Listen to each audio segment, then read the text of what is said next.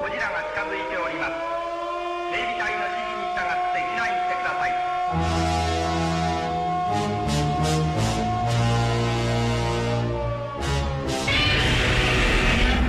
We are getting some truly extraordinary live images here in the studio.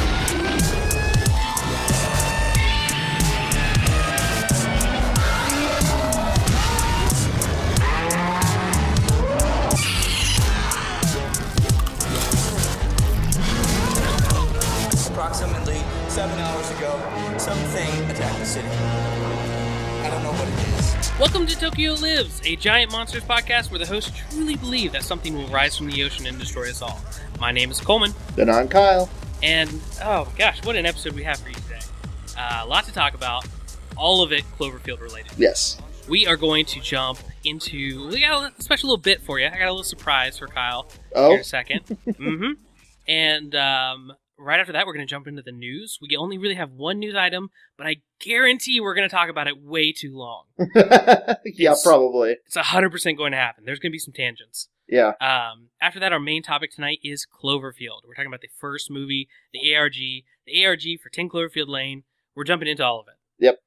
So I hope that's exciting. We're going to get this episode out before the movie, and then we're going to do, I think we're going to call it a special report. Okay. AKA, yeah, I think that's a good word for it. Special report. Right after we see 10 Cloverfield Lane on Thursday, March Correct. 10th. Yeah. Well, technically after I see it, because you're going to see it super early in the day, because you're cheating.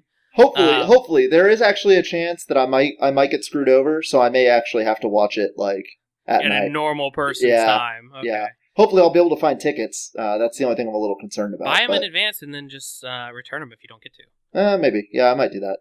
Yeah. Okay, I'll know more towards the beginning of the week. But anyway, I digress. Either way, we're going to release an episode.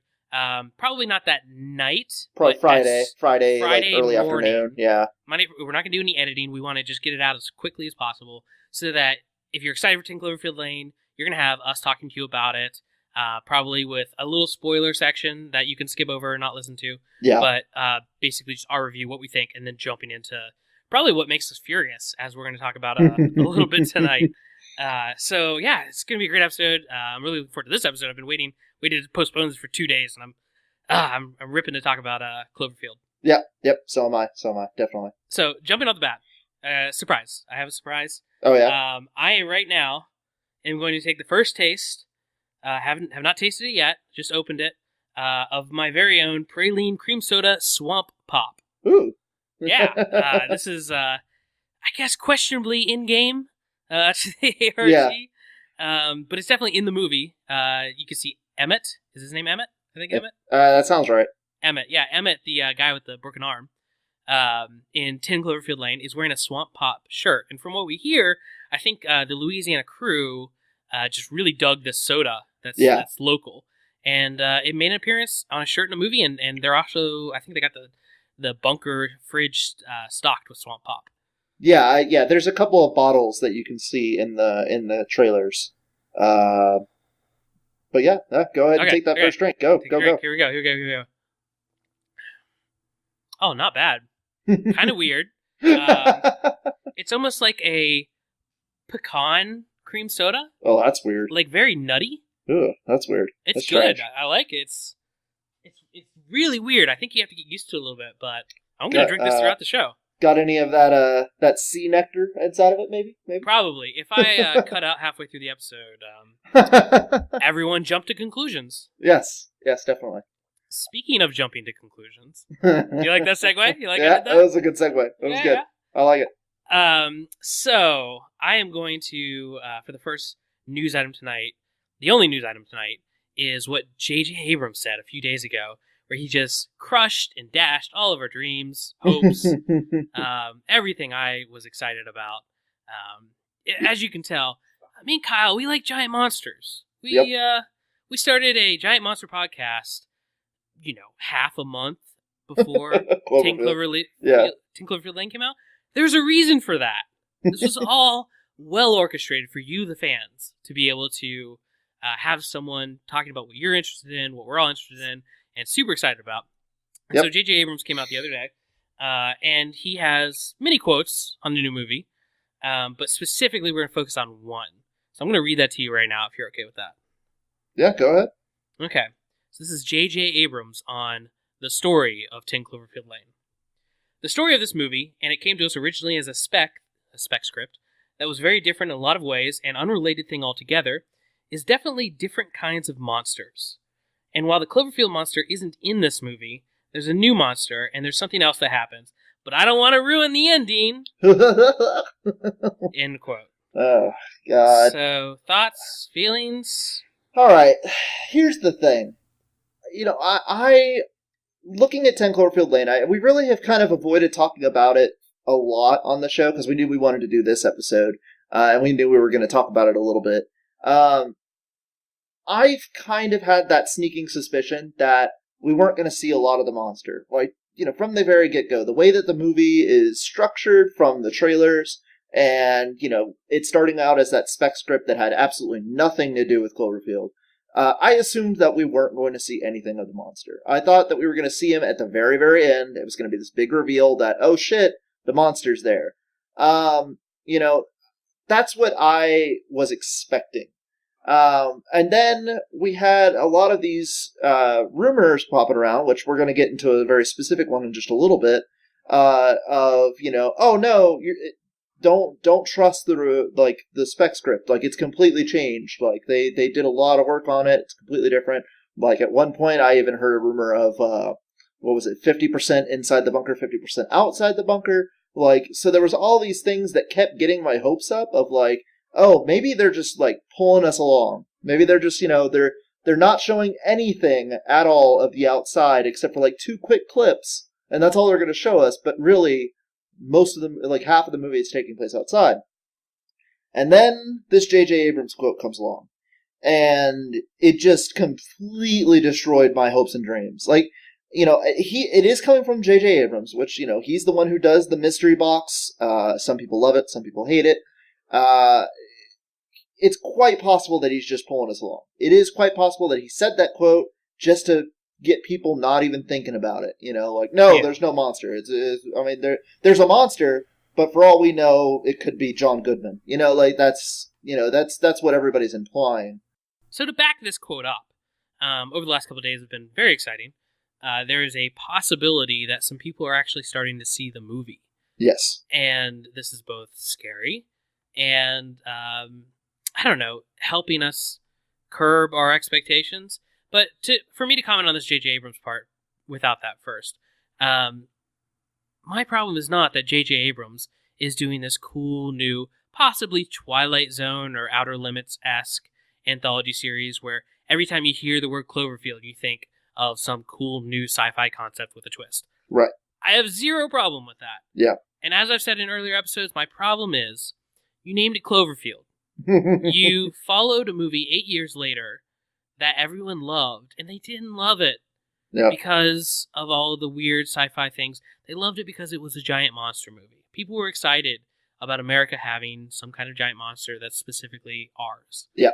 And that's what you set out to do. That's what you said in the interviews, that you set out to make an American Godzilla. Yes. And that's fine, whether you succeeded or not. People loved and dug the movie. Yeah. And we waited 8 years. We got this cool, very similar to the original, exciting announcement that a new movie is coming out, Cloverfield. And then you hammered it home by putting Clover's roar in 2 of the trailers. Yep. And you're hiding things behind buildings. You're doing all these mystery box things, which is fine for a movie that's not about giant monsters. It's fine, except the Cloverfield connection. The calling it that. You could have called it anything.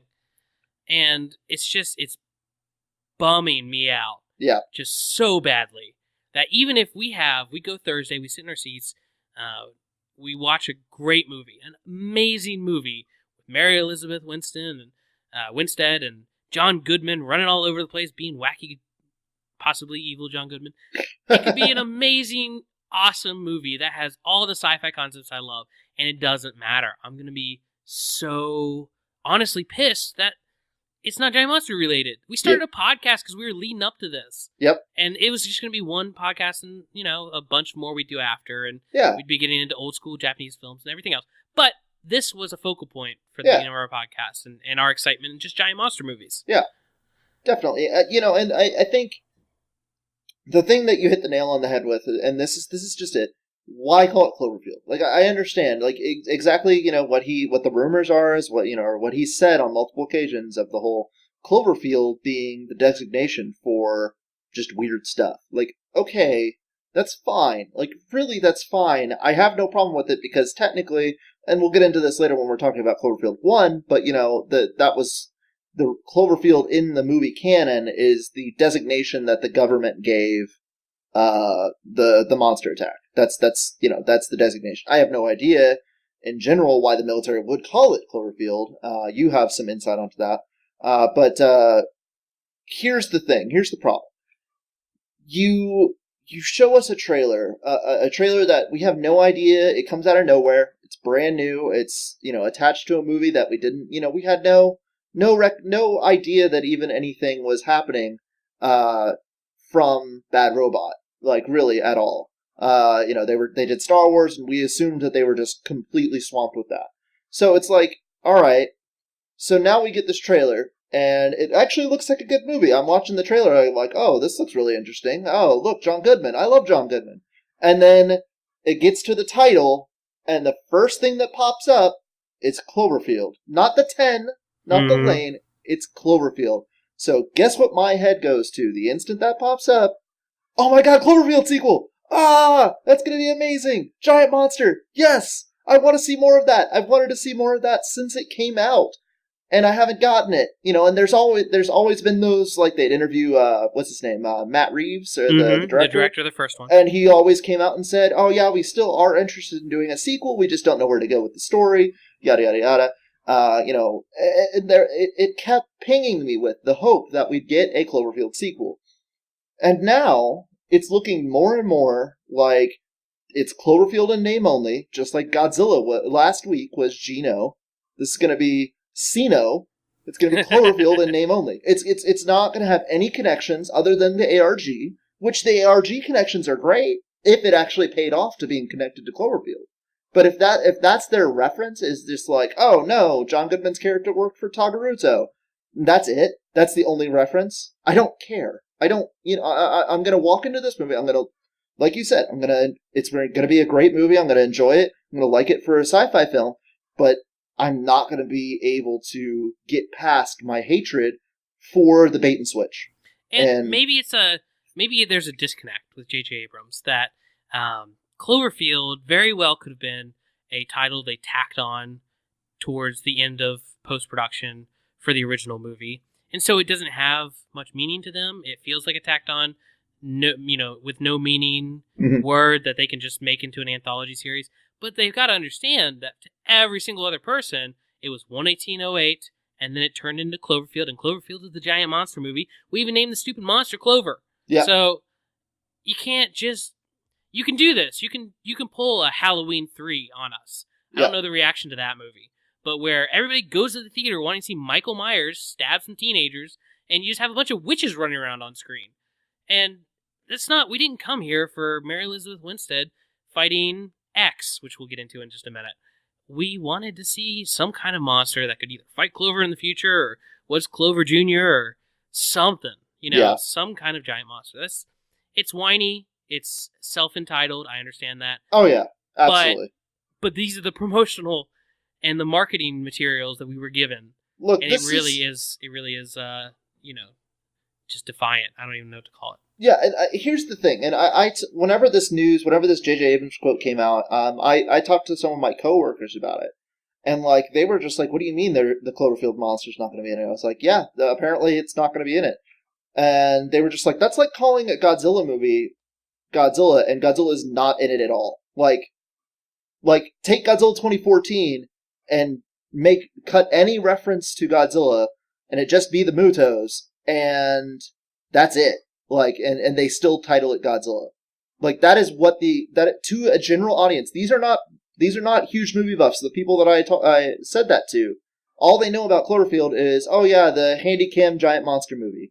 That's what they called it whenever I talked to them about it.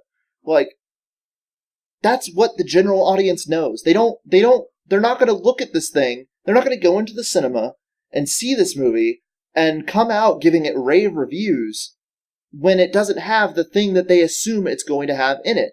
And you're right. Maybe it is a strange disconnect that he just doesn't get that the name Cloverfield has now been connected to that monster. Like that. It exactly like I was just saying. Godzilla. Like, Godzilla is connected to Godzilla. You could never use the title Godzilla and not have Godzilla in it because Godzilla is the title. You can't say, oh no, that was the code name of the New York incident, like blah blah blah blah blah. No, it's Godzilla. Like that's what it is. This is Cloverfield. It should be about a giant monster. So so I know anyone listening who's not aware of some new details besides this quote. I mean, you might think we're going whole hog into what we think this is or jumping to conclusions, and we may be. It's quite possible, but we're gonna explain why we may be. Yeah. So if you would like absolutely no possibility of spoilers for 10 Cloverfield Lane, besides what we've already said about there not being a monster, that was big news. I feel like that got out. Just about everybody. Yeah. If you would like to not go down the rabbit hole with us and have some more definitive proof that this is the case and that this isn't even really monster related at all, this movie, then stick around. If not, if you want to stay completely clean from spoilers, jump ahead to our main topic. If you check the footnotes and the description of this episode, you'll see the exact time you can jump around to the main topic, which we're just going to be talking about the 10 Cloverfield Lane ARG in the movie. Yeah. So, again, jump ship now if you don't want to hear any spoilers. Yes. Possible spoilers. Yeah. So what's happened recently in the last couple of days is some people are starting to see the movie, allegedly, and a couple of them have been shot down as fakes, but one in particular came up yesterday, and he got in and he gave proof to the mods that the mods of 10 Cloverfield Lane, the subreddit on reddit.com, he gave proof to them that he had seen the movie in some fashion. Now, this proof could be just a mystery screening ticket, or it could be something a little more valid. I don't have exactly what he showed them, but the mods of this major subreddit took it as legitimate proof that he had seen the movie. So what he's detailing, we're not going to go into super details, but we are going to lay it out, is that it is not a giant monster. It is aliens and spaceships in particular, and that we do see a largish alien on screen that they kind of fight with and tangle with. So this really jumps genres in my mind. This isn't just it's not giant monster related, it's still sci-fi. This is a genre jump. I mean, aliens are incredibly important to giant monster movies, as we'll see later in later episodes. But you gotta have the giant monsters there too. You can't have one without the other and it still be a giant monster movie. You got giant monster movies without the aliens. You can't have the aliens without the giant monsters and still call it a giant monster movie. Exactly. That's what we talked about in our first episode. That's literally our discussion in the first episode is, you can't not have a giant monster in a giant monster movie and still call it a giant monster movie. That's just not how it works. I don't care if they're aliens. I don't care what it is. The thing, whenever I read this Reddit debacle, as I'll call it, because it is kind of insane. It's a good name. The thing that I thought is, okay, so if you wanted to tie it to another bad robot film, if you're going to make it aliens, call it Super 8 too.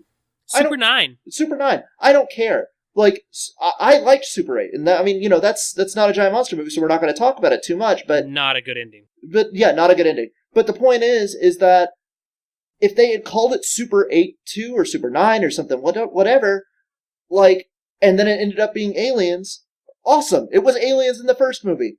There's no genre jumping. There's no nothing. It's just that it would be a sequel. Okay, cool. Like, I'll go see it. I'm not going to review it on a Giant Monster podcast. I'm not going to get as excited for it as I would a Cloverfield sequel, because that's what I really want a sequel to. But at least then there would be no false assumptions here. Like, there wouldn't be any weird, like what we were just talking about. Like, we got excited because it said Cloverfield, but it's not going to be Cloverfield. It's just ridiculous. Now, we do have a ray of hope in the instance of the Twitter for 10 Cloverfield Lane, Bad Robot. They've been giving out clues to the ARG and doing a bunch of things, and they've been very subtly forward with their clues. They've been referencing events in the ARG and how people are reacting to things through their Twitter, and it's kind of almost like little marketing plugs, but they're saying very specific things and people are reacting to them. So after this went down and everybody's freaking out, every single post in 10 Cloverfield Lane Reddit subreddit right now is people reacting to this, talking about the spoilers. The Twitter posted something new today that basically said, don't jump to conclusions. Yeah. So here's my best case scenario. You know what? I don't think it's the worst thing in the world if we get a cool alien movie out of this. I'm probably going to come to enjoy both of them and love the Cloverfield anthology series. Right now, I'm super pissed about it. Yeah. But, so if best case scenario, I think it'd be amazing. I think we would all fall to our knees in JJ's presence if we found out that this person who verified with the mods is just a part of the ARG. Yeah. Just a person being like, hey, it's this, and this, AMA. And it's totally throwing us off. That'd be amazing, incredible.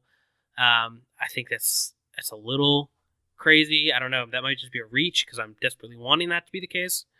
But that, I think, is the best case scenario of this. And they're saying don't jump to conclusions because they're still trying to keep the talk of the movie positive in some way or keep us guessing. Right, but here's the thing. So I totally agree. I am on the side that really doesn't believe exactly what he's saying. Now, whether it turns out to be aliens, but they're still the Cloverfield monster or something, you know what I mean? Like, maybe they do something where it's not a complete genre jump, but it's still, like, implying something else.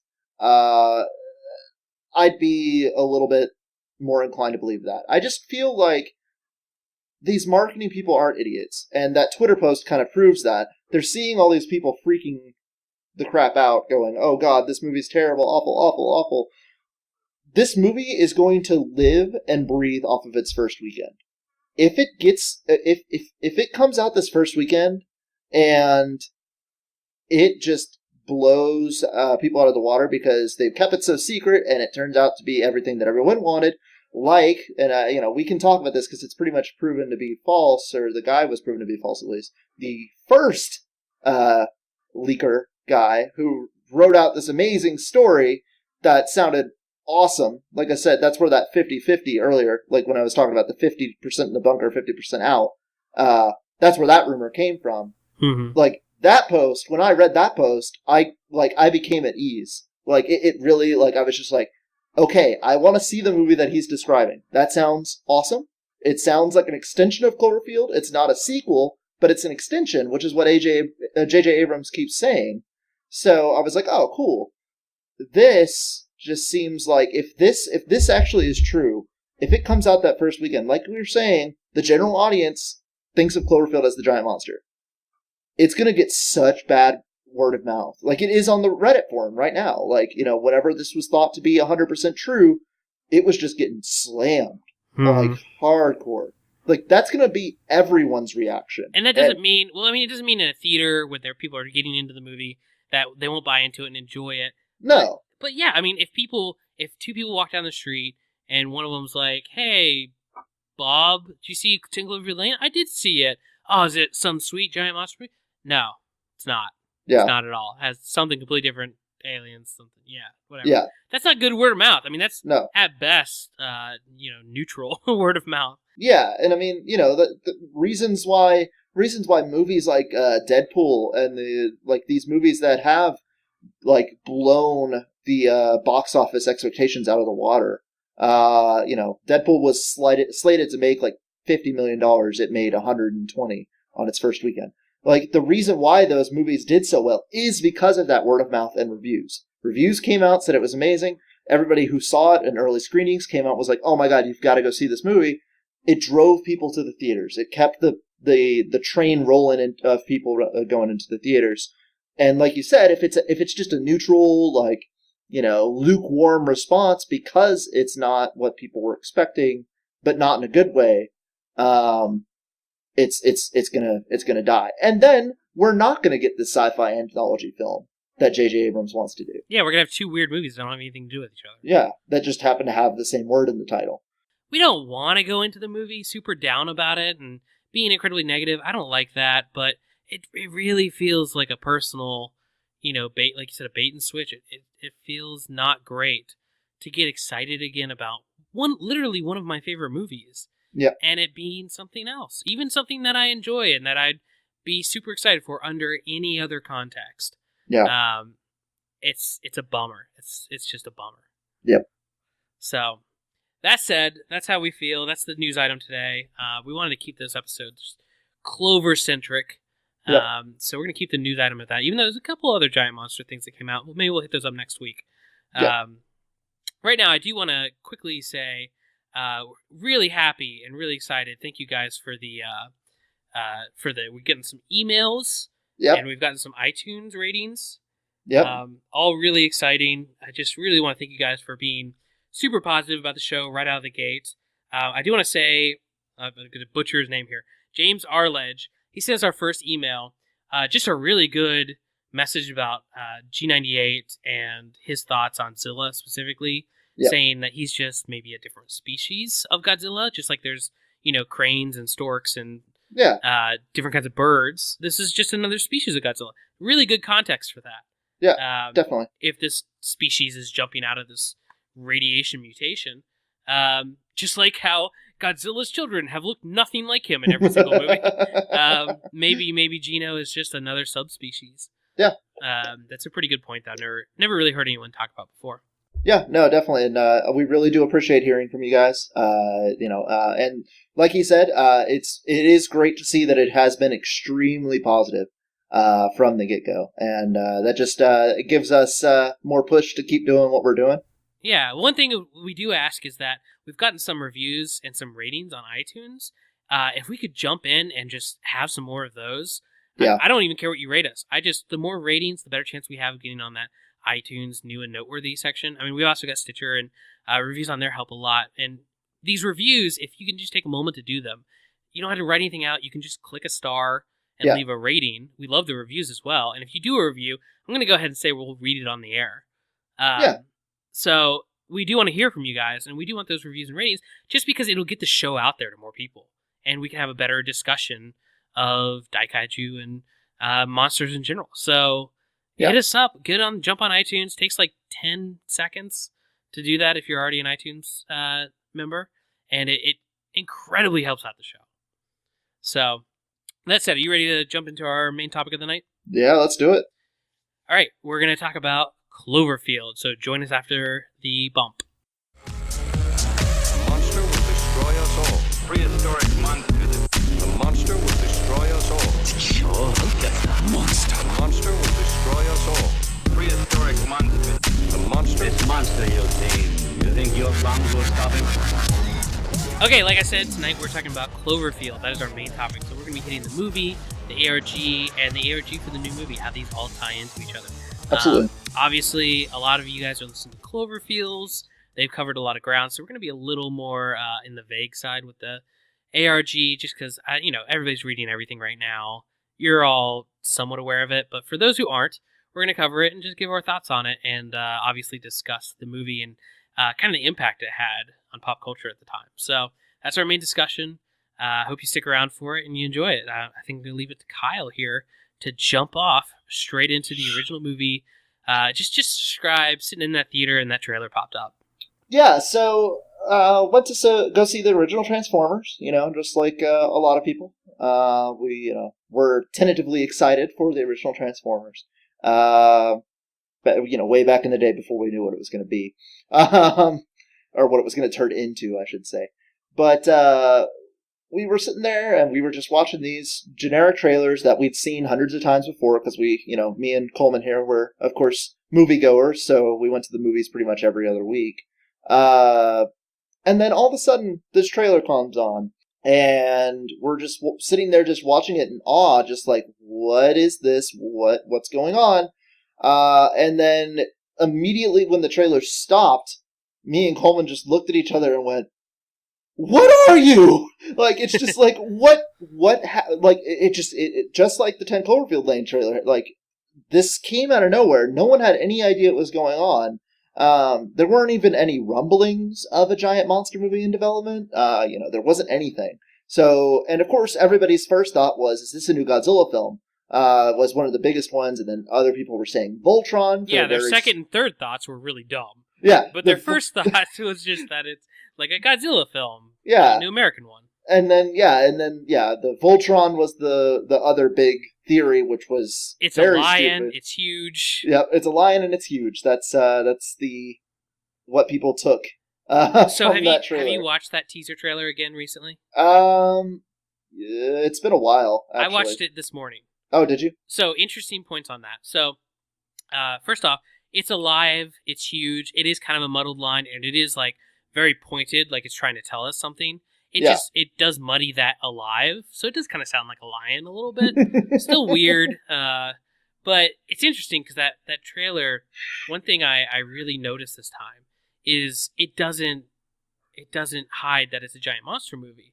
No. Like I thought maybe we just all picked up on that or thought it was for no reason, but that first original trailer has loud, like monstrous roars. When the tanker blows up in the trailer, when there's any kind of crashing in the city, it plays this one really loud roar over and over again and just seals it home that it's a giant monster movie. Is it the same roar that's in the most recent 10 Cloverfield TV spot? Is No, it that same? it doesn't even really sound like Clover. Oh, okay. It just sounds like a giant monster.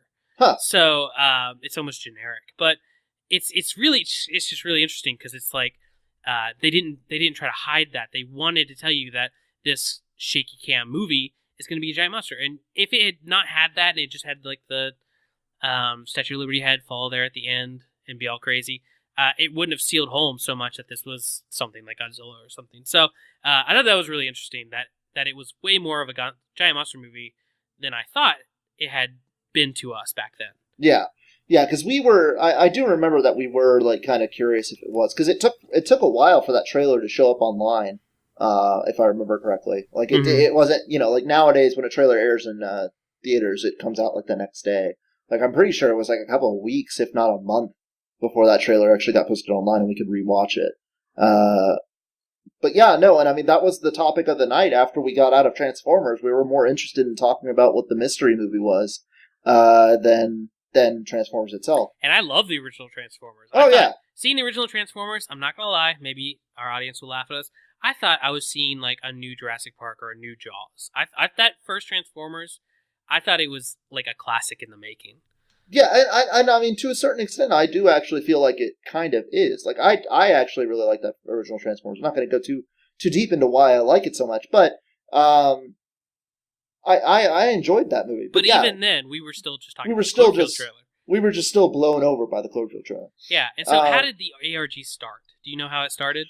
I believe it was once they discovered the website, the 11808.com.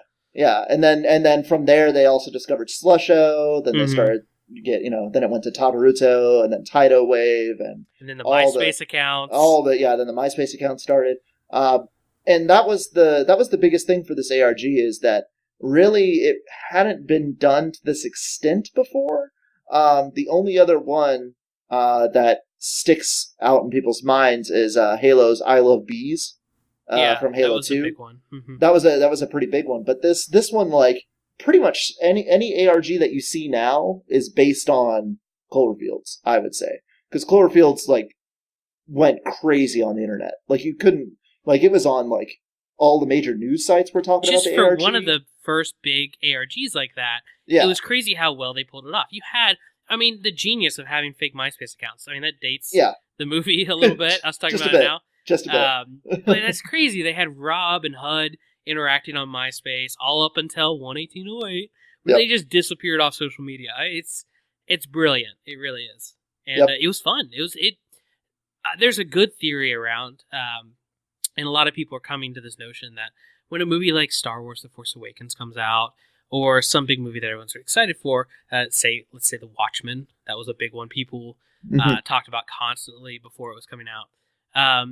The time before the movie is actually some of the parts people enjoy the most. Talking about it, discussing it, following clues. And so a marketing plan playing into that, where they still get to market their movie, but they're also having this fun game that we're all part of, and kind of just drifting into that suspension of disbelief that you would normally only get in a movie theater.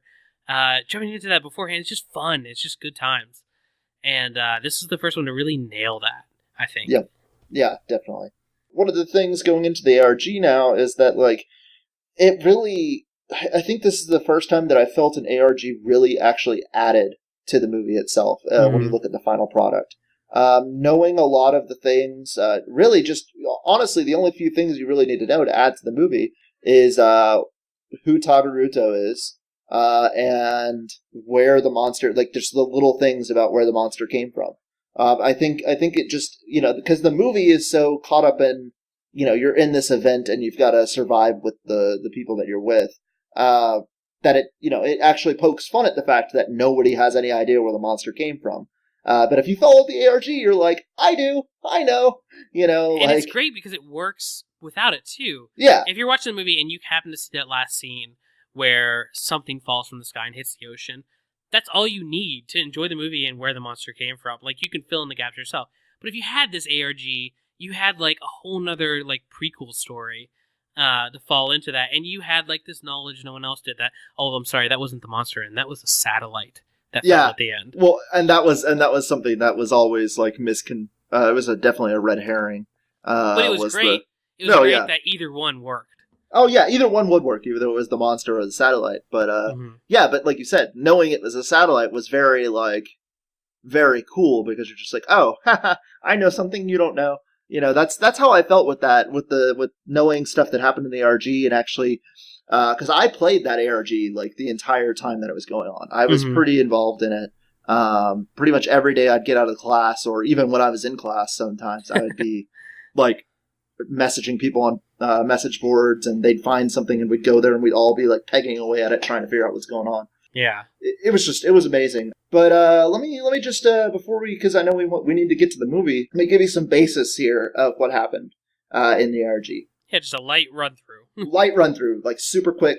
Not even going to focus on a lot of like specific things. So there's a Japanese company called Tagaruto. And they created a popular drink called Slusho. And it is made by using this thing called, quote-unquote, seabed's nectar. And it's something that they've mined from the bottom of the ocean, off of some oil rigs. So, in 2007, a year before the movie came out, one of their employees found something at the bottom of the ocean. They weren't sure what it was. However, the person who claimed that they found it got wiped off, or like killed by the company. And then they set up a new drilling station that happened to be located right above where the guy claimed that he found something. This is the Chuai station, right? The Chuai station, correct. And it was located very close to New York City, which is, of course, very important. So the satellite, as we were talking about just a second ago, crash landed right near. It just so happened to be where the Cloverfield monster was sleeping at the bottom of the ocean. Yeah. And so the Tagaruto company from Coney Island. Right. And the Tagaruto company used that as an excuse, saying that they were investigating the crash satellite and its environmental effects on everything around it, as they were finding out that the Cloverfield monster was asleep at the bottom of the bay there, and also feeding off of the seabed's nectar. So a combination of the Chuai station drilling and them sending these little mini subs down to, aka check out the, wreckage of the satellite, but really see what the monster. See what was going on in this huge blip on the radar. They go down there. Clover wakes up. And the first thing it does is just topple the station. Oh, it destroys the station, like hardcore. And that was towards the end of the ARG. Like, they did some handycam video and a news report. Yeah, and it was really cool. And then they had, eventually they posted images that the Tidal Wave organization, it was an environmental group that hacked into Tagaruto to try and figure out what they were actually doing, and they posted images from those mini-subs that captured the little parasites, and, of course, the actual Cloverfield monster when it was waking up and swimming up to destroy the oil rig. Now, see, this Tidal Wave, this is interesting, because this was like a side ARG to the ARG. Yeah. You had this guy named Teddy, whose sister was involved, but mainly his girlfriend, Jamie. She was doing these journals, talking about how her boyfriend, Teddy, was part of this Tidal Wave group, and how they were basically like Greenpeace, right? I mean, they were like just environmentalists who were up against Tagaruto and wanting to shut the organization down because they thought they were not drilling for oil. They were doing something else that was possibly harmful to the environment. Right. And so we followed these journals, kind of just like a vlog of this teenage girl who missed her boyfriend and was getting like strange phone calls and emails from him, and just didn't really make a lot of sense. And eventually she got in the mail what Teddy called proof of what Tagaruto was doing. And it was a seabed nectar. It was the core component of the slusho drink in its raw form. And being a teenage girl, I guess, she thought she should eat it. Was there a reason she ate it? I can't remember why. But she didn't believe him. She thought he was cheating on her or something like that, if I remember right. So she eats this stuff. And we see her, I don't think we see her kind of get sick on video, right? We don't see her pass out or anything. But something starts happening where she doesn't look great in the next video or something along those lines. And along parallel to that, we have Rob, Hud, Marlene, Beth. We have these MySpace pages. Right. For these people that we know are in the movie, and they were found probably about halfway through the ARG once people like checked out the IMDb for the movie and stuff. Yep. They found these characters acting as real people on MySpace. Yep. And so these two sub ARGs lined up in the sense that they started talking about this party, and they were going to this party, and Jamie talked about going to something and leaving that night or something. Yep. And we actually have this great little shot in the movie where we are at Rob's party. No one's posting on their MySpaces anymore. The movie's happening in real time. And at Rob's party, we see Jamie passed out on the couch. Yep. And it's just great because it's like, is she just passed out drunk? Or is the seabed nectar like killing her in the midst of the movie? It was great. It was an amazing tie-in. Oh, yeah. No one else would even notice or care about except us. Yeah, and on my recent viewing of the film, I remember seeing her, and I had actually forgot that part of the ARG. And I was like, I feel like something is up with that character, and I looked it up, and I was like, oh, that's right. Mm-hmm. She ate the seabed's nectar, and I was like, oh, yeah, now it all ties together for me. And the biggest thing that you get, other than where the monster came from and, what was actually going on, Tagaruto, the really shady company, it turns out is the company that Rob just got hired to go work for. He's going to work for Slusho. Yes, he's going to work for Slusho. He's the vice president of their the Japan division, and that's why he was having the going away party. So it all tied in straight to the main character of the film. Like, he's going to go work for the company that woke up the monster in the first place. Which is why Hud, his best friend, is wearing a Slusho shirt in the movie. Hud's not wearing a Slusho shirt. It's his brother. Okay. Yeah, it's his brother. Sorry, his brother's wearing the Slusho shirt. Yeah. And there's even a line that says, "I got this" from "Thanks for the shirt, bro," or something like that. Yeah, there's something quick like that. And they actually mentioned Slusho in a couple of lines of dialogue, actually, at the beginning of the party. Somebody points it out to him, I believe. It was like one tiny line. But anyway, this brings us up to the start of the movie. It was so much fun. It's so exciting. To be a giant monster fan in general, I mean, this is back in the day when we were just like fighting about King Kong and and talking about old Godzilla movies and watching Gamera 3 in our apartment and stuff like that. This is back then when we were just fans, and to have an American movie care so much about making this real and making it fun and making a big deal out of something that really lived outside of the country for the most part. I was just so excited for. And then to sit down and watch the movie, I don't even remember the screening. I just remember how jazzed I was after it. Yeah. So leading into the movie, we've got this ARG, and we've got Rob's party, and we've got we're not going to step by step go through the movie, but it's just a great opening to a monster movie where it's a party. You learn all about the characters as they're setting it up and trying to throw it. It's great character details in the sense that these characters don't feel super annoying. I know some people were pretty annoyed by like Marlene and stuff when it first came out. Yeah. But for the most part, I think this is some strong characterization for a genre that doesn't usually have that. Yeah, definitely. And I mean, the characters may be annoying, but they're not annoying because they're underwritten. They're annoying because that's the character they're supposed to be. Mm-hmm. Like that's how I've always felt about Marlene. Yes, she is a little annoying, but that's her character. She's supposed to be like, I don't even want to be here.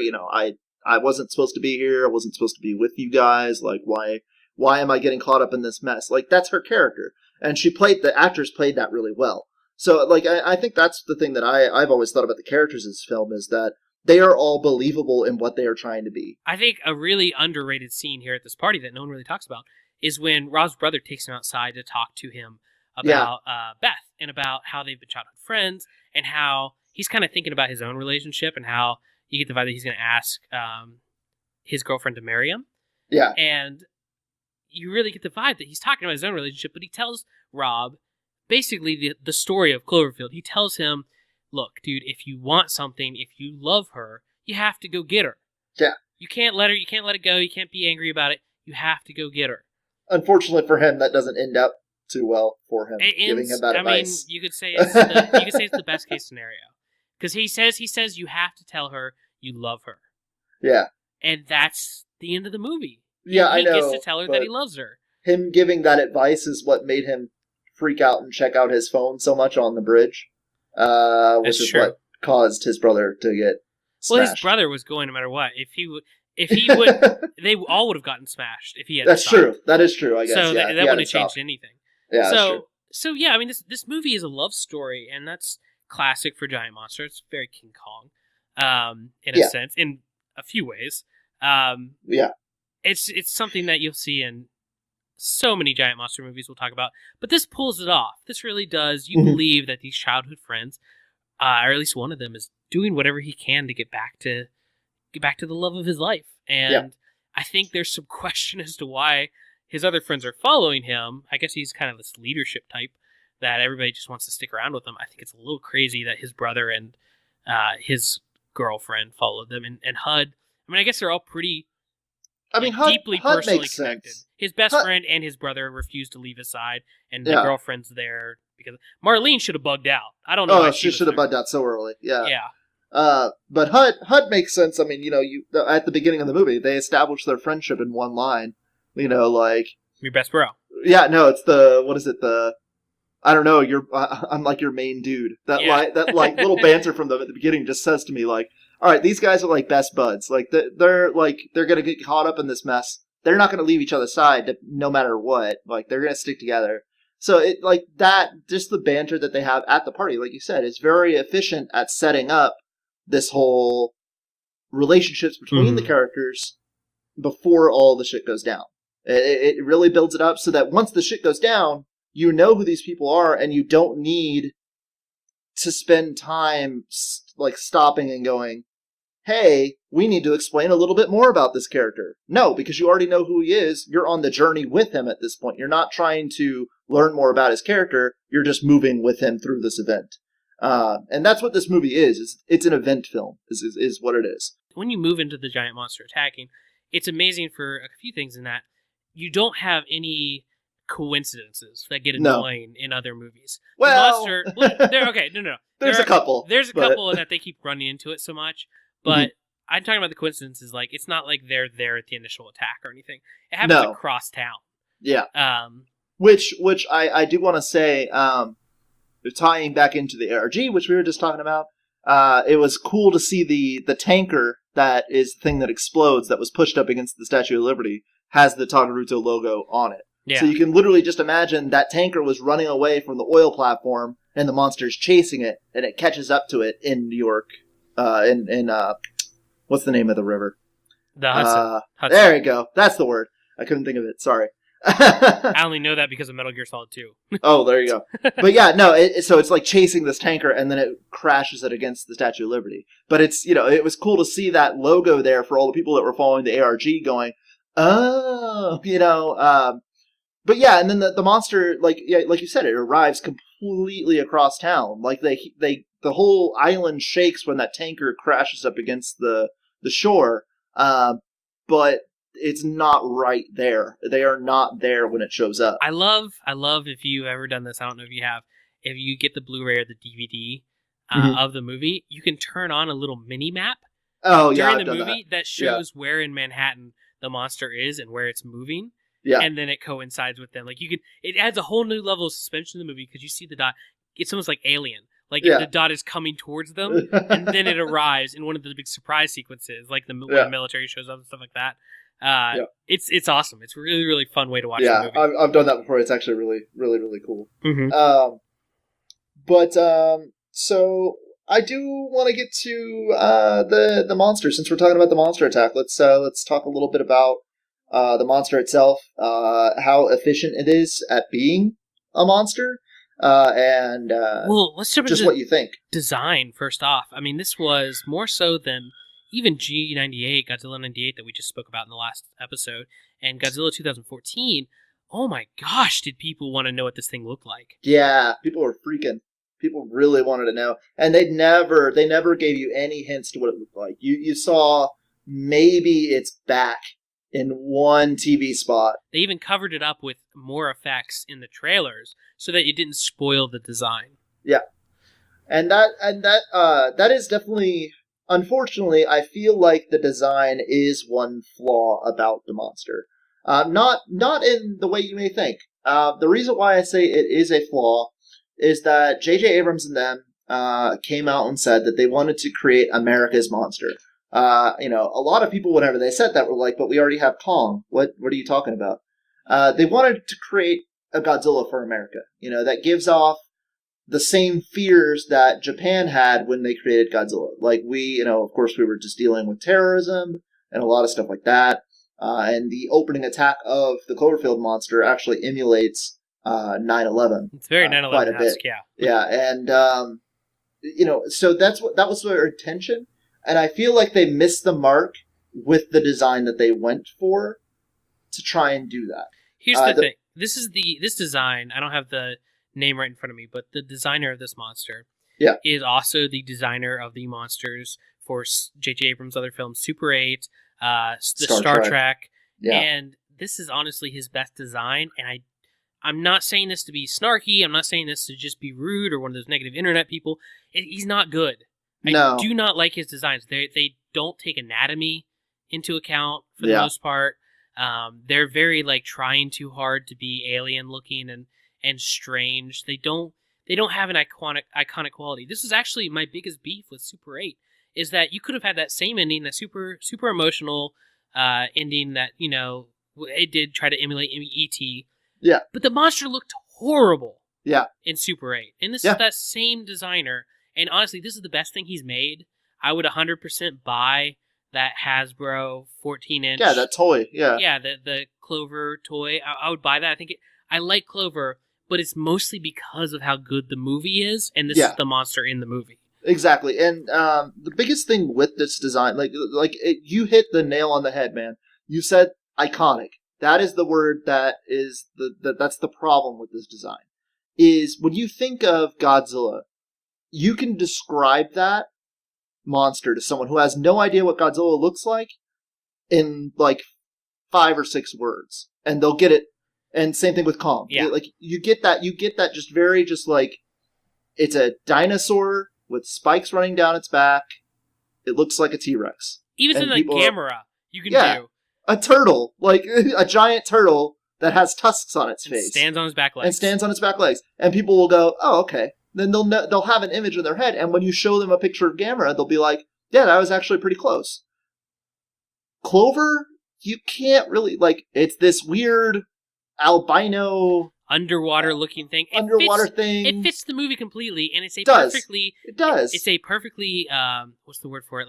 Work steady design. It works for the film in every way. It's just not something that kids are going to be drawing on their notebooks. No, and it's just I can't see it and it didn't become that iconic. I mean, like you said, people like the monster because of the movie it's in, but it's not it didn't get a spin-off. Toho didn't use the rights to bring it into a Godzilla movie because it's so popular. Anything like that. There was never any, big blow-up with the monster. And I love Clover now. I think maybe if somebody else did a little bit of a redesign on him, he could become that kind of iconic monster, just because personally I'm rooting for him. I love him now because of the first movie. But just moving on from that, I mean, that's how we feel about the monster design in general.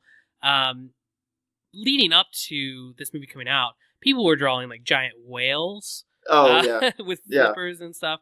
Some people were still messing around with Voltron designs. But there were a lot of Godzilla designs too that I kept seeing passed around. But as far as his destruction in the movie, how he acted as a giant monster, so good. Yeah, No, that stuff is great. It really works. I mean, some of the scenes, the overhead shots from the helicopter, or with Mhm. their jumping rooftops of the buildings, and you see him more clearly. He's running through the city first perfectly. He's bigger than Gino. Yes. He's bigger than Zilla from G98. So Mhm. he's not just dodging buildings and running. Oh through no, the streets, he's just walking through them, man. He's going through them. He doesn't. but he's care. not so big that he's just his footprint covers several blocks. It's No. like a really good giant monster size for New York. Yeah, he is actually like you said that Zilla was actually a really good monster size. I would say Clover is because it hits exactly what I didn't like about Zilla, where Zilla was like weaving in and out of the buildings, and he was so skinny that he could fit through them. Clover is so awkward and gangly that he's not even that much bigger than Zilla. But the thing is that because he's so awkward and gangly, like he is bashing into buildings, and he's just causing a lot of damage. Like the first attack where he shows up and he destroys the Chrysler building, I believe it is, and it crashes, and they go inside and they're hiding from him, and you don't see what he does outside. You just hear him stomp through, and you hear him roar, and they're all like, "What's going on?" And they go outside. Dude, it's mass destruction outside. Mm-hmm. Like it is hardcore destruction, and like more so than Zilla ever did in the entirety of the movie. He does in just that one first approach. He completely decimates that entire street. And you see it later, like you were saying. Whenever they're on the rooftops, and they look down, you see him like coming towards the buildings they're on. Like you see him just like taking out the sides of buildings as he's coming through it. And I really like you have these classic elements from other giant monster movies. You have the military fighting him. Yeah. I think he is in this great gray area, unlike Godzilla, who literally just shrugs off the military for the most part, and Zilla, who has to dodge them. Yeah. Clover is great in that you can see some of these things hurting him, but he's still there. He's not stopping. He's reacting, but he's not stopping. Exactly, which is, you and I have talked about our perfect Godzilla movie. That's what we want out of it. But like, and that's exactly what he does. Like, he gets hit with a missile. Like, you don't actually see any damage on him, like, from the impact. But the fact is it still pushes him back a little bit. It still makes him, flinch from the attack. Like, and it is very, he does hit that gray ground of like, he's invulnerable.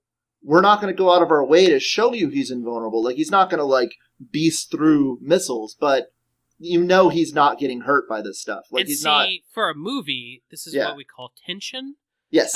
Where the military is a part of the plot and a part of the action, and they're not looking ridiculous or just wasting their time. They're coordinating his movements. They're able to push him maybe down this block, might be a little better. And even though that's not a major plot of the movie, we're not with the military very long.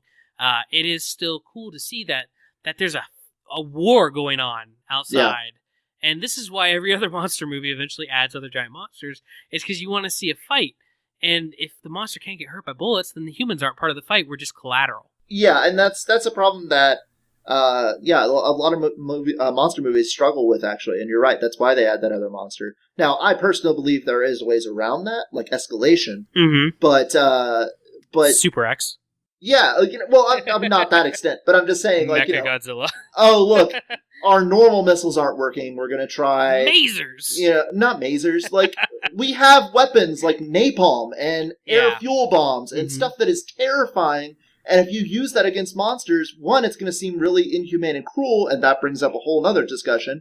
But, you just see this, like, the escalation of the military as they're trying to deal with it, and that makes the humans not seem like they are just cannon fodder, because they're trying to evolve. And, of course, the ultimate evolution would be to a nuclear bomb. But, anyway, not to get off topic, the thing I wanted to say about the military is that, back whenever they were first, after the movie had come out, there was a lot of rumors that the sequel to Cloverfield would have been from a different perspective. And like you were saying, like just the same attack, but somebody else on the ground during the attack. And like you were saying, one of the greatest things about the military is that it does seem like they are at war with it. They're pushing it down different streets, trying to lead it into traps. And you only get that from like 10 minutes of this movie. There's literally probably 10 minutes spent with the military, but you get that idea that they are really at war with this thing in the city. And one of the ideas that kept getting passed around back in the day for the sequel was, okay, let's do the same attack, but have it be that black soldier that they run into when Like, and just follow him and his platoon as the monster gets Or the there. other person on the bridge with a camcorder. Right, yeah, there were so many ideas for that, and they skipped over it. But what I'm trying to get back to is the military. The scene that it always sticks with me. This is probably the most iconic scene for me in this movie. Is that military part where they're going through the streets, they're just having a conversation, like, we got to go this way, we got to go this way. You know, it's not even a tension-filled scene until the instant you see the Cloverfield monster suddenly crash its arm in the street, and then the military comes out of nowhere and it's just like running down the street. They're firing all their guns. That is one of the most intense sequences in this entire movie, and it always sticks in my head just for that last shot when they're running down into the subway, and you finally see the Cloverfield monster's head come over a building, and it's just like a split second, but you get such a good look at it in that one second. It's just so cool. The movie, that part is just so cool. I want to be super clear here. We are not saying that 10 Cloverfield Lane coming out in, 5 days at this point? 5 days. We do not want that Cloverfield movie to be just a different perspective of the monster. At this point, 8 years later, that wouldn't work, and we recognize that. No, yeah, I was saying back in the day, like whenever Cloverfield first came out. If a year and a half later we had gotten that, it would have been amazing. Oh yeah, no, exactly, yeah, no. If they had done that now, people would be like, "What do you mean? What happened in Cloverfield?" Yeah, and we'd already seen this, and also just like people that didn't see the original would just be so confused. So anyway, to get back to the first movie, I did want to talk about story-wise what this movie did incredibly well. The parasites are going to be, I think, the tail end of that conversation. Cool. So real quick, I just want to talk about like the love story. We mentioned that and how good of a love story it was, depending on who you ask. I mean, whether someone would actually go this far for a childhood friend who they came to love, who knows? And whether that's just incredibly sappy to you, that's fine. That's a good reason to not enjoy it. I understand that. But I think there's some scenes that you really can't deny are extremely well done. Directly after what Kyle just mentioned, the scene with the military and they're in the subway, when Rob has to call his parents and tell them that his brother's dead, there's no way around that being one of the best handheld, handycam moments of drama in a movie, period. Yeah. It's so real and it's so sad. Yeah. It's incredible. I mean, it's truly incredible. And that actor, why isn't he in everything? I mean, he's incredibly good in this movie. Yeah. It's not good for a giant monster movie. It's a good scene, better than anything in Blair Witch Project or Paranormal Activity. These other found footage films. This stands up as a film in this scene. Definitely. I would definitely agree with that. I think the thing that I want to say is a lot of people, whenever they talk about this movie, the reason why they didn't like it was because of the handycam style. Mm-hmm. I personally think that this movie would be nothing what it is for me without that handycam style. Like, I feel like that really added to what this movie was trying to do. If they had filmed it traditionally, it would not have been as intense, and it would not have been as engaging for me personally. Even on later viewings, like obviously it was super engaging the first time I saw it, but even on repeat viewings on DVD, like I feel like that movie, the movie would be so different. And we're not going to talk about the problems you have with a found footage movie. Obviously, they're the same for every single movie. Battery life. Why is he shooting this when he's part of the action? No. Why is this happening? And you can explain it away with things like the fact that, nowadays, if anything happens at all, everybody whips out their camera and leaves it on. Yeah, it especially makes sense nowadays. But the point is, what people don't get, when I hear somebody who hates, like, if handycam style makes you sick, if it makes you sick to your stomach, I'm not going to say anything about you not being able to see it. That's not going to be something you can control.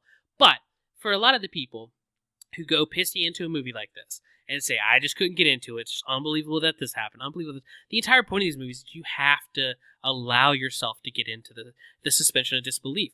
Paranormal Activity, people love to shit on that series, and it's definitely gotten to the point of every horror movie that goes past one or two movies. Yeah. It's definitely gotten to the point where it's losing its stride, and they're not putting out good movies. But that first movie, if you go into it and you let yourself believe that you're watching like a video on YouTube of somebody thinking they caught a ghost on camera, you can really get scared by that movie. And it's all up to you. It's up to you to suspend your disbelief enough to enjoy the film. And I'm not saying enjoying a bad movie. I'm saying enjoying a film at what it's giving you and at its point of entry. And Cloverfield is like that, just like any other found footage movie. You have to be like, oh, isn't it cool that we have this government found footage movie? You have to buy into it like a kind of childlike belief. Yeah, you have to ignore the fact that this is a movie. You really do, and I think that really works out in this movie because of a couple of things. And one of the main reasons that and I have to bring this up every time I talk about this movie is the music, or the lack thereof, I should say. Mm-hmm. Because more so than some of the other found footage films, this movie has no music in it unless there is actually music playing in the situation they're in. Like at the party scene, there's music. Like it makes sense that there's music. The music sounds like it is coming from like a stereo in their apartment. It does not sound like, oh, this is the musical score for this movie. No, it's in the background. And then once they're on the streets, there is no music. It is all sound effects. It is all distant roaring, distant stomping, distant guns going off, distant, explosions, fire. It's just all sound design. And that really makes this movie bring you into the fact that this is a found footage thing. If you get the suspension of disbelief from the beginning, like, if you really listen to this movie, like, you hear that, oh, this wasn't edited with music to make it scary. No, this is intense because this is what it would really sound like if this situation happened. And I really appreciated that. And, the one song in Cloverfield, which is Roar, which is the song by Michael Giacchino in credits, is amazing. Such a callback to Godzilla. And yeah, it's Kaiju. A very, very amazing song, but they don't play it in the movie proper, and I'm so happy that they don't. Mm-hmm. The movie would not be what it is. Once again, the handycam plus the fact that there's no music, it adds together to me to make it an even better film than it would be with the other stuff. So I think it's safe to say that we both really enjoy this movie. Yes. It holds up. The effects hold up. Thank you to that handycam style. You can shoot something grainy and terrible and it'll hold up. I think the deaths are, not all of them are heartbreaking, but they're not enjoyable, which is what I think a death in a giant monster should be when HUD dies. Oh, yeah. That's so messed up. You like HUD. And this is before, what's-his-face got T.J. Miller. This is before he got more well-known. He's in movies like Deadpool now as the bartender friend. He was just a good guy. And just kind of little clumsy, little awkward, dim-witted. A little goofy. Yeah. And he dies pretty horribly. And so you have Clover, right on that line of what I think a giant monster should be in at least its first movie of I hate you, I love you. Like, I love you because you're so cool, but I hate that you're doing what you're doing. Exactly. And so, I think we both really enjoy this movie. It's whatever 10 Cloverfield Lane ends up being, I think you need to watch this as a prepper to remember that tone and that visceral action. That really just, this is the best that we've put out in the modern age as far as giant monster movies, I would argue. Yeah, consistently, I would say, yeah. There's definitely standouts like 2014 and stuff like that, but... 2014 Godzilla. Yeah, well, yeah, you know what I mean. Well, who knows who our fans are? We don't know what our listeners, what level they are. I suppose, but we're talking about giant monsters. You opened the last episode by saying we're going to talk about G98, and I cringed because I was like, what if they don't know what G98 is? Yeah, okay, all right, I get you. But the title of the episode was going to be Godzilla 1998. You're right. Anyway, point is that I definitely agree with you. It's definitely up there. I would say of modern monster movies within the last 15 years, it is definitely probably number 2 or 3 for me, personally. What's number 1? We'll maybe have to get that into a later episode. Huh? Oh, okay. Can you give us a hint? It is not American made. I'll tell you that much. I thought we were just talking about American Godzilla movies. No, I was saying modern monster movies is what I said. Modern monster movies in the last 15 years was what I was saying. But the fact that it is number 2 or 3, when there actually have been some really good ones, some obscure ones that you probably don't even know about, that have come out, this does still stand up in the number 2 or 3 spot for me. Mm-hmm. Before we wrap it up and go to the ARG for Cloverfield Lane, I know we're kind of hitting the time limit here, but I do want to talk about the parasites for just a split second. Sure. I think that The parasites, I mean, we briefly talked about this in Godzilla 1998, about America's obsession with, we can't just have it be a giant monster. It has to be, there has to be something on the ground that the main characters have to interact with. I think that even though that is definitely still the case in this film with the parasites, it does not bother me as much as it did with Godzilla 1998's babies at the end. I feel like this was more of an interesting anecdote of the fact that, oh, of course a giant monster is going to have some sort of parasite living on it if it's been under the ocean for thousands and thousands of years. I think it helped if you were part of the ARG and you knew that this thing was woken up from the ocean. It made it a little cooler, especially since we saw little monsters, and they don't look like Clover, so they don't look related at all. They're not babies. So. It's not G98 again. No, yeah. But that scene in the tunnel where they actually interact with the parasites was actually pretty terrifying. Like when he turns on the night vision and you just see them all crawling on the ceiling, and you're just like, oh crap. Absolutely, no lie. I was watching with my wife, and she turned to me and she's like, I hate this scene. I was like, what? What are you talking about? And they just got into the sewer. And she was like, I hate those little monsters. I was like, really? Yeah, they are spooky. They're very scary. And they're creepy, yeah. Yeah, they just fly out of nowhere. It's very Aliens. Not Ridley Scott, but James Cameron, when they peek up above the ceiling and all the aliens are coming at them. When they flip on that night vision, and there's just like dozens of them crawling towards them on the ceiling and the floor. This is good. And then Marlene eats it. Yeah, and that's what I was going to say, is especially knowing what their bites do to people, which, I mean, or to not a certain knowing. extent, Not knowing. Well, yeah, to a certain extent we don't know, but having that idea that it kills Marlene later on a second viewing, like, that makes them even more terrifying, because you're just like, if you get like bit at all by them, you're going to die for whatever reason. There's lots of theories out there. It's the amount of the sea nectar. If you ingest or get too much in your bloodstream, it just like makes your bone marrow produce a lot of blood, and it just builds and builds and builds and builds until your entirety of your circulatory system just explodes. That's the most popular theory, I believe. I think this is an important little subject too for future J.J. Abrams movies, and longtime collaborator of J.J. Abrams, Damon Lindelof. They love mysteries. They love things being mysterious, and unlike some other things that they've produced, which everybody loves, and everybody loves the tone of them, and everybody loves the mystery.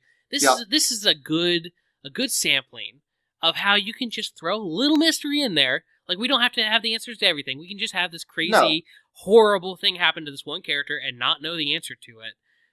And then, you go on with the rest of the plot that's explained and has a 3-act structure, and not make those mysteries. Yeah, and I mean, and all it did, and whatever 10 Cloverfield Lane ends up being, I was hoping that they would give more of a go into that a little bit more. I was actually kind of excited. I was like, oh, maybe we'll finally figure out what the parasites actually do. I was excited. And that little tiny mystery of the parasites really does add to the movie. I think that the parasites in this movie, they don't break the trend, like I was saying, of the America throwing in tiny monsters. Yeah. But at least it feels like they have a reason to be there in this movie.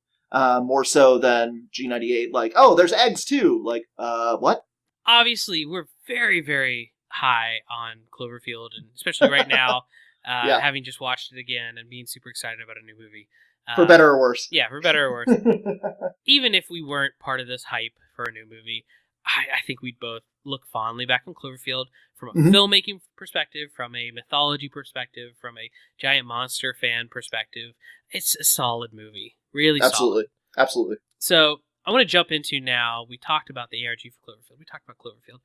The ARG for 10 Cloverfield Lane. This is being covered everywhere. I'm not going to lay out every single employee of the month that's been for Tiger Roach's website. But I think the main points here that have people excited is the fact that this ARG, in general, I think quality-wise, has held up to the original. People have been really into it. It's been really well done. I want to congratulate the marketing team, who are all, of course, listening to our podcast. Of course, all of them. Every single one. And they do deserve some praise for handling this and for trying to do it right. We've had live people going out, digging things up, and getting things hinting towards the plot of this movie. I think it will be disappointing if this doesn't really tie into the first movie, and it doesn't really tie into 10 Cloverfield Lane, it's just kind of this ARG for ARG's sake.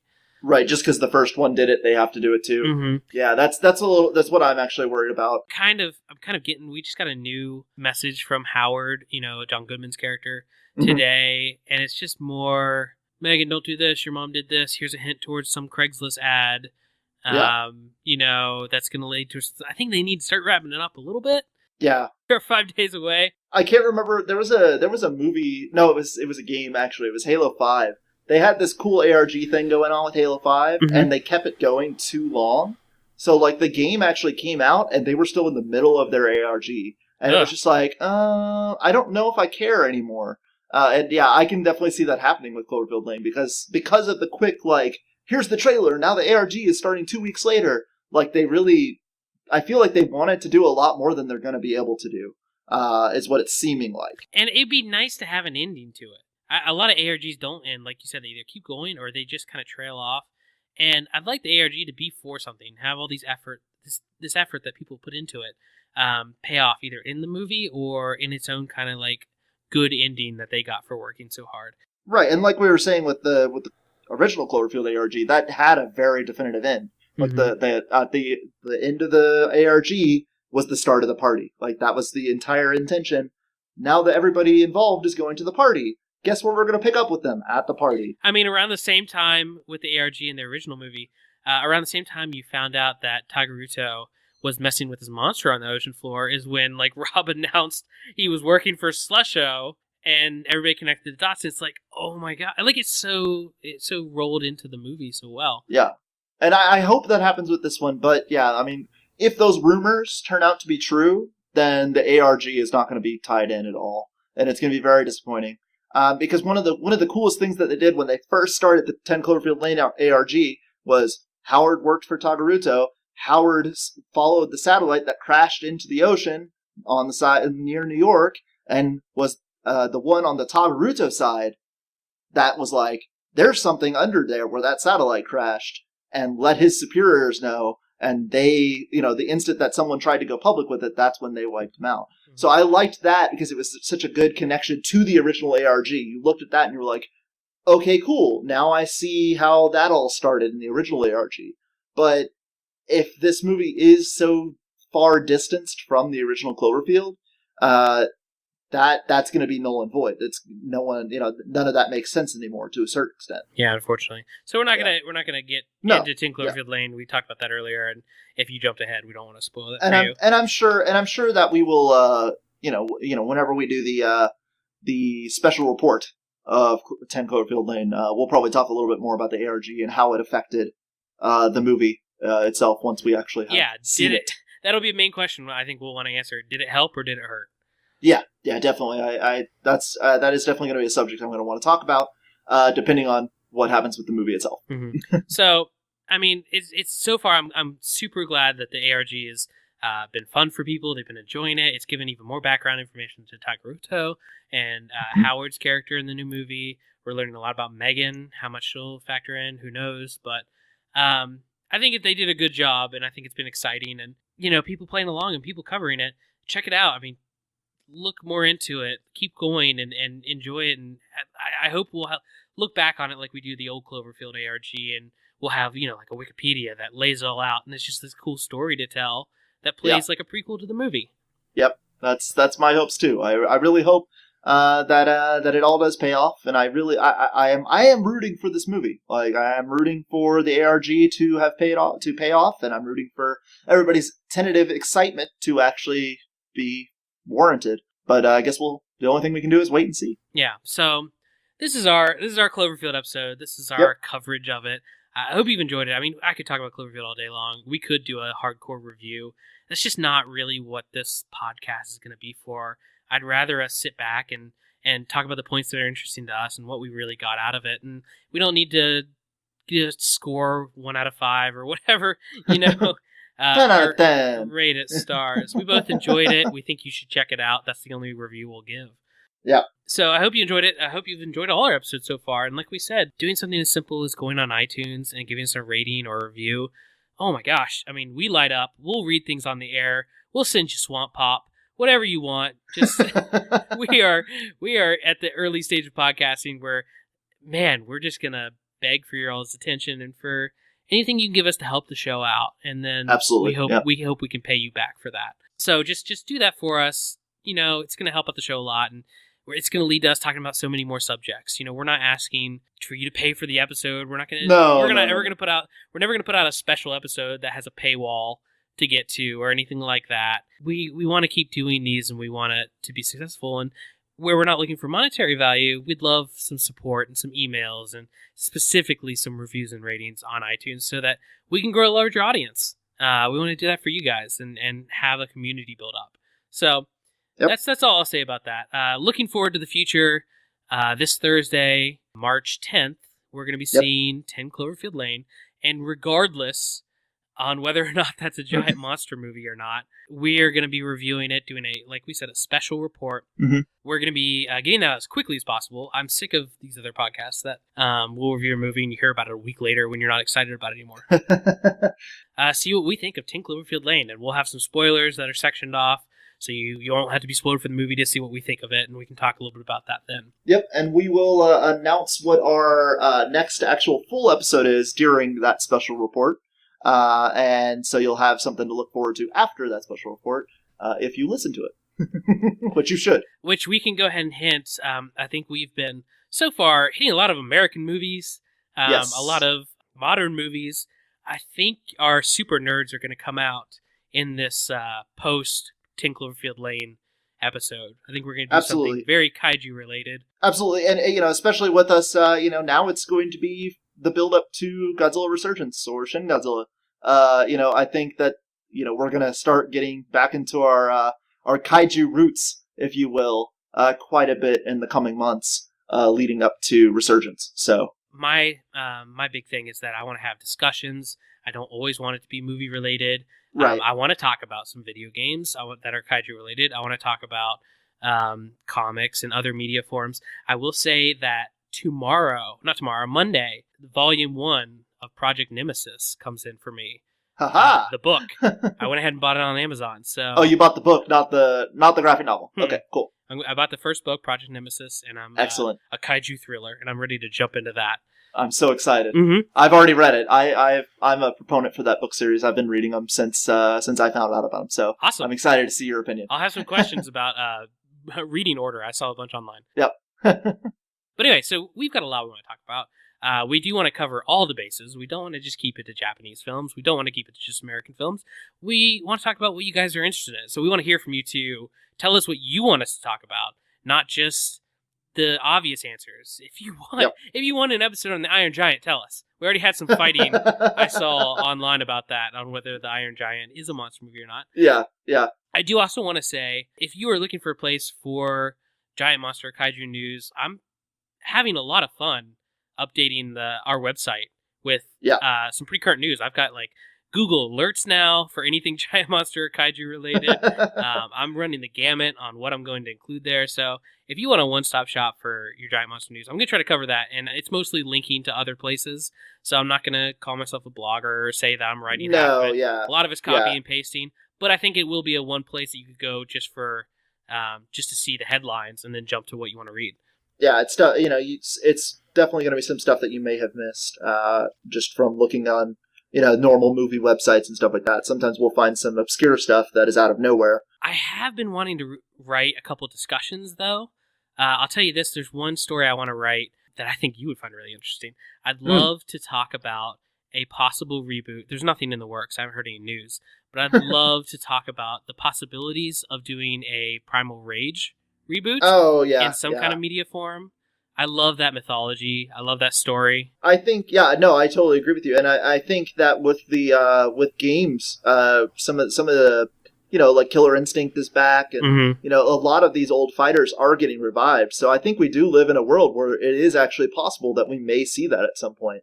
And I would definitely love to hear your thoughts on it, because I used to play Primal Rage all the time when I was a kid. In thinking about this, I watched an entire playthrough of Primal Rage 2. Oh yeah, the one that doesn't exist but it does. It has a full game. Yeah, but it's like they could turn into people and they had swords and it was crazy. It was crazy stuff. That was a big game for my childhood. I remember being in an arcade and playing that, and that's no one could fight that. That's not a giant monster game. No, definitely not. But anyway, and obscure things like I've never played War of the Monsters for PS2. Oh, neither have I, actually. Everybody tells me it's amazing, but I've never played it. It'd be cool to check that out. Yeah. Anyway, so we have so much we can cover that I think no one else has talked about before, and that's where I want to be different. I'm not saying ignore those other podcasts or abandon them. I'm saying we want to be a supplement to those great podcasts, and I'd love to talk to some of those hosts about how they got started and what they're. So maybe we could do some. Absolutely. Yeah. Get them on the show or vice versa. I think that'd be really interesting. A little bit of cross promotion for both of us. That would be nice. And just I like those hosts. I love the Cloverfields hosts. I love the Kaiju Cast hosts. I thought the Kaiju Kingdom podcast had a lot to say. Anyway, back to our podcast. Right. So wrapping this up, we hope you guys enjoyed it. Look out for our special report coming Friday, March 11th, where we're going to be talking 10 Cloverfield Lane after having seen it. Yep. So jump into that, and we will hint toward on that show of probably what we're going to do next. Absolutely. Thank you guys so much for the positive reaction with launching this podcast. It's been great. I've really enjoyed seeing people talk about it and subscribe and jump on the show. So it's been great. It's been awesome. All right, guys. Well, we'll see you on Friday. Have a good one, everybody. Bye-bye.